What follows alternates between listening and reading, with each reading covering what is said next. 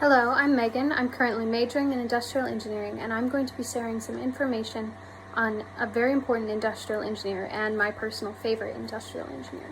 My introduction to this engineer started with the 2003 family comedy Cheaper by the Dozen. It's based off the semi-autobiographical book of the same name. The book was written by Frank Bunker Gilbreth Jr. and Ernestine Gilbreth Carey about their childhood and how their parents' time and motion studies were applied to the organization of their day-to-day lives.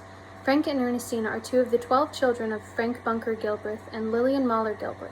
Lillian and Frank combined their respective expertise on psychology and industrial management to explore the human element of scientific management. Together in 1911, they founded Gilbreth Incorporated, an industrial engineering and consulting firm. And when Frank died in 1924, Lillian continued to research and run the company on her own. A quote from Berkeley Engineering that better explains Gilbreth's work is as follows. Lillian Gilbreth might be called Berkeley's first industrial engineer. Her work was closely aligned with the field of industrial engineering, even though she attended the University of California nearly 60 years before the Department of Industrial Engineering and Operations Research was created.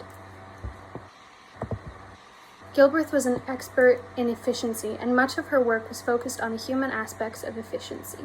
For example, the purpose of her time and motion studies were to redesign machinery to better suit workers' movements, to improve efficiency and reduce fatigue. In addition, she introduced ideas for psychological well-being in the workplace, like regular breaks, suggestion boxes, and lighting that reduced fatigue. One aspect of Lillian Moller Gilbreth's career that I see as incredibly important was her work in domestic management. She was personally not interested in housework and had full-time household help. However, after her husband's death, discrimination led her to focus her research on female-friendly fields. Much of her research was conducted in her house with her 12 children. Women at the time were responsible for basically all household labor, essentially working full-time jobs as homemakers. She helped develop the modern kitchen. It was designed on 3 principles: the correct and uniform height of working surfaces, a circular workplace, and a general circular routing of work, all carefully analyzed to reduce the time and effort it required in the preparation of meals. Her work looked for ways to make household chores shorter and faster and easier, so that women would have more time and could get paid jobs outside the house. Later, her advocacy for women also allowed them to take on jobs created or left empty by World War II. This work eventually paved the way for women to be able to do both household jobs and be in the workforce in later years. This is a short summary of some of the work Gilbreth did, but in addition to this, she wrote many papers that she wasn't credited in. She taught at many different schools and was a volunteer and an advisor to several government agencies and nonprofit groups.